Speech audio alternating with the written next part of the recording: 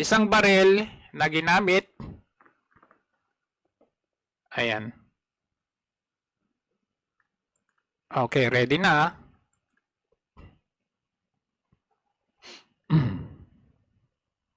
Ayusin ko lang ha.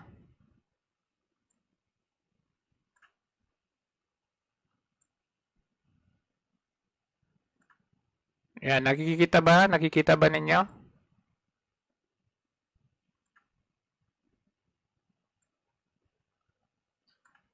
Siyempre may hawak tayong papel para at least kahit pa paano meron tayong pruweba. Ito yung pinakamalaking tanong. Kami po, ang publiko, kami po ay nananawagan sa mga otoridad na nagsasagawa ng investigation. Sana po mabigyan ninyo ito ng kasagutan. At sana po maipakita ninyo sa publiko yung serial number ng mga baril na sinabi ninyo na nakumpiska ninyo. At ito nga po ay sinasabi ninyo na nag-match yung ballistics doon sa nakumpiska ninyo at doon sa bala doon sa katawan ni Gov. Digamo.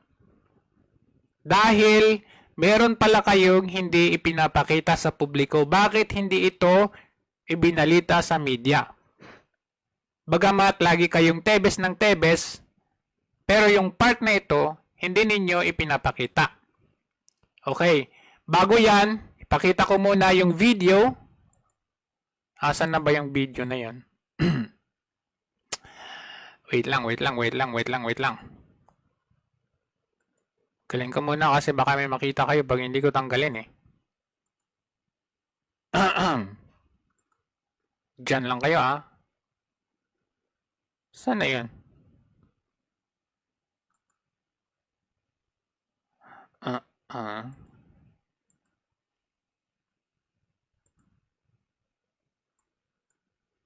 Okay. In today's newscast with the National Police confirming that one of the rifles used to kill Negros Oriental Governor Roel Digamo and several others had been recovered from their hot pursuit operations. PNP spokesperson Jean Fajardo said ballistics and cross-matching tests proved that the weapon recovered from one of the arrested suspects was the same one used to kill Digamo. Tests also showed that the late governor was shot 11 times with the assault rifle. Police are also investigating the security details. Ayan yung balita. Rifle used to kill Digamo recovered by authorities. Assigned to Digamo since they were nowhere to be found after the assassination. Meanwhile, authorities are still looking for 4 persons of interest in the killing. Yung mga supposedly nag-provide po ng security kay Governor Digamo during the day of the incident ay hindi po nag-report for duty. So, kasama po yan sa napag-usapan. Okay. Ulitin natin ha. Anong sabi dyan? Isa daw or isa sa rifle na rin na-recover na ginamit doon sa pagpatay kay Gov. Digamo ay na-recover daw nila. Pero ito i-analyze natin itong papel na nasa harapan natin. Criminal case number 18396 for illegal possession of firearms and explosives. People of the Philippines plaintiff versus the name is, basahin natin sabay-sabay, Anthony Ho E. Ramos. Accused. Wala to sa public. Hindi ito inilalabas. Bakit? Kasi ano bang date nito? Ito po ay kasong ikinaso noong 2006. Dalawa po yan, criminal case. Criminal case 18396. Criminal case 18397. Same as illegal possession of explosives. Same person, Anthony Ho Ramos, accused. So basahin natin ha. Ito po ay order noong siya po ay pinalaya na. Probationary, pinalaya na. Okay? Nakulong siya noong 2006 at pinalaya noong 2013 o 2014. Basahin natin. Acting on recommendation ng supervising probation and parole officer in charge of office Rene S. Ramollo for termination of probation sentence of Anthony Ho Ramos. This court hereby declares said probation terminated and further decrease probationer Anthony Ho Ramos civil rights restored. Ibig sabihin, nare-restored na fully yung karapatan mo. Malaya ka na. Ano yung pinupunto natin? Ano yung kaso nito? Illegal possession of firearms. Habang siya ay nakakulong noong 2006 sa kasong ito, yung mga baril na nahuli sa kanya ay nasa kustodiya ng korte. Hawak ng korte. Noong siya ay pinalaya noong 2013 o 2014, kasi 2014 yung date dito eh. And July 1, 2014. Nung pinalaya siya noong 2014, yung baril na under ng kustodiya ng korte, inilipat sa kustodiya ng wala nyo. Kustodiya ng PNP Provincial Office dyan sa Negros. Ito po yung listahan ng mga baril. Ayan po Okay. Dahan-dahanin natin at isa-isahin natin. From the court, custody of these firearms, lumipat yung kustodiya ng mga firearms na ito, may explosives din. Lumipat sa kustodiya ng Negros Oriental Provincial Police Office. Ngayon, tingnan natin yung balita. Ang balita, merong baril na recover di umano mula doon sa perpetrators na ginamit kay Gov. Digamo. Ito po. Nakita ninyo, di ba nami-miss niyo yung in-circle natin? Yung drawing natin? Ayan na po.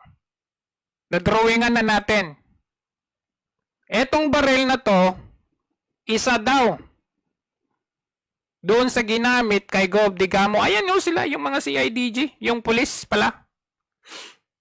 Diba yan daw yung nahuli nila sa may bundok ng Barangay Kansumalig? At itong na-encircle natin, yung na-encirclean natin dyan, yan po yung number 1 dito. 1 M16 M4 caliber 5.56 mm with serial number 9023871. Ngayon, kung talaga kayo PNP, Police Provincial ng Negros, show to the public yung sinasabi ninyo, ito po. Show to the public yung serial number nung baril na ito. Kasi ayon kay Anthony Ho Ramos, Yung number 1 na ito, na isa sa nahuli sa kanya noong 2006, ay ito yon, yung na-encirclan natin. Ha?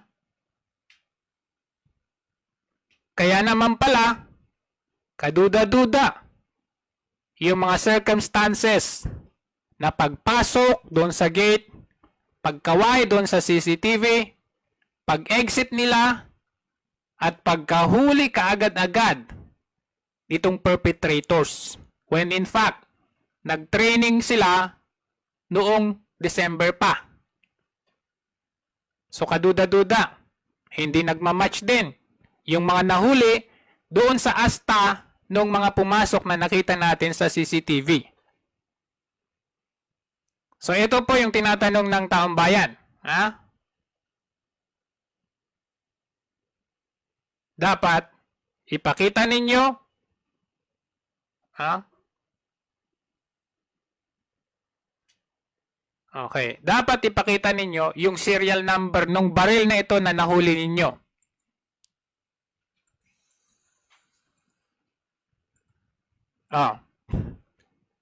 To prove a point, kinontak ninyo yung may-ari ng baril noong March 7. Ayan o, March 7, 4:18 p.m. Kinontak ninyo. Ang tanong, bakit? Ayan po. Ayan. Kinontak din ulit ninyo noong March 12, alas 3. Sir, good PM, HP G7, pwede ko katawag nimo na Arami Queries Tanks. Bakit? Bakit nyo kinokontak yung tao na nahulihan ng barel noong 2006? Nasa kustodiyan ninyo yung baril na yon. At sabi ninyo, ginamit yon kay Gov. Digamo. Ang tanong, bakit nasa kustodiyan ninyo yung baril na ginamit kay Gov. Digamo? Yan po. Ito po yung calls. March 12. Yan po yung calls. Ito pa. March 8. March 6. As early as March 6, kinontak ninyo. So it's a very big question. Kayo po ay tinatanong ng publiko, ano ang serial number ng baril nito at bakit ang sinasabi ninyo itong number 1 na item? Ito kasi yung list ng mga baril na nahuli, ulitin ko, na nahuli kay Anthony Ho noong 2006. At itong picture na to, yung in-encirclan natin, ito po yung number 1. Okay, M16, M4, caliber 5.56. O, tingnan natin yung balita. May balita kasi yun eh. Ito ha. Ayan. For assault, ito yung balita eh. O, March 5. Tapos, for assault rifles, 5.56 mm. Yan po yung pakisagot sa taong bayan, Provincial Police ng Negros Oriental. Kasi, itong item number 1 na pag-aari, dati, wala na sa kanyang possession. Kasi he already served a sentence about 6 years dito sa kasong ito. Ngayon po ay nakalaya na siya. Kalaya siya noong 2014. At ito yung listahan ng mga baril. At ayon sa kanya, isa lang po siyang private citizen. And the same thing with Henry Teves, na kolektor din ng mga baril. So, hindi rin question kung bakit meron siyang ganitong kadaming baril. Kung yung private citizen nga nagkakaroon ng mga ganitong dami ng baril, how much more yung mga politiko? So ngayon, nagiging big issue sa inyo itong mga baril di umano na nakuha, na raid sa compound ng mga Teveses. Eto nga, mismong pribadong tao may ganitong kadaming baril. So ito yung sasagutin ninyo. Yung baril na yan, assault rifle, nasa kustodiya ng pulis. At ayon sa inyong balita, sabi nyo, na-recover ninyo. Na-recover ninyo o talagang nandyan talaga sa inyo? This is just a mere question. Patunayan ninyo na yan po ay na-recover ninyo. Kasabay ng pagpapatunay ninyo, sino yung may-ari ng 3 sasakyan na nakita natin sa CCTV. Hanggang ngayon, hindi pa ninyo yan nasasagot. Huwag kayong tebes lang ng tebes. Patunayan nyo yung mga sinasabi ninyo kasi ang ginagawa ninyo, puro lang kayo sa mainstream media. Ha? Puro lang kayo press con, puro kayo interview. Magbibigay kayo ng pronouncement but later on, hindi nyo isusupport yan ng evidence. Lahat ng mga yan, mga questions na yan. Hindi tayo dito Tebes, hindi tayo dito Digamo. Kasi ang gusto natin dito yung true justice para sa napaslang. Para sa mga napaslang. Kasi hindi lang naman si Gob Digamo eh. So ito lang yung ang gine-question natin sa mga kapulisan natin. Ayan po. So yun yung ano natin. At least nailabas na natin itong ano na ito. And magtulong-tulong ang publiko na ito ay itanong sa ating gobyerno, sa ating kapulisan, sa mga otoridad. Tanungin natin. You have to present to the public same thing kung paano ninyo ginagawa yung inyong mga press con, mga interviews.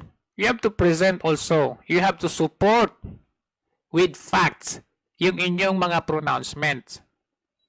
Kasi until then, the public will always have doubts on your investigation and it will give taints sa inyong credibility as our government, as our authorities. So, hindi ito paninira, hindi ito, alam niyo yun, hindi pagiging negatibo, bagkus the public also deserves the facts, the truth. Kasi, as of now, ang nakikita namin, sorry to tell you, ang nakikita namin ngayon is fabricated eh. Now, ang gagawin ninyo, para matanggal yun sa aming kaisipan na ito ay fabricated, gawa-gawa at idinidiin ninyo yung mga tao na gusto ninyong idiin, then, support with facts. Hindi yung, ito na naman, sasabihin ninyo, kagaya kanina, mayroon na namang interview si Rimulya. Tapos, pag may follow-up questions, sasabihin mo, sa Monday. May follow-up question, Monday. Follow-up question, Monday. Monday. I mean, magbibigay ka ng mga ganyang pahayag, magpapa-interview ka, tapos pag may tanong, sasabihin mo, we will not disclose that because we are still investigating. Hanggang ngayon, pinoprofile pa rin ninyo yung baril? Diba? Sabi mo yan kanina. Diba? Ang bago niyang pahayag ngayon is, meron daw bagong mastermind. Kasi para sa kanya, 3 yung mastermind. paano ba natin i-define yung mastermind? Kaya nga master eh. We only have one master sa isang plano. Yung mga the rest, hindi na yun master. Ha? Hindi na yun master yung ilan ba yung master key? Halimbawa, susi sa bahay. Iba yung susi. I mean, paano nangyari? Kasi pag sinabi nating may mastermind, iisa lang yung motive niyan eh. Iisa lang yung motive niyan. Hindi po pwede na meron ulit another mastermind, iba yung motive nun. So it's very unlikely na meron tayong 3, 4 na mastermind.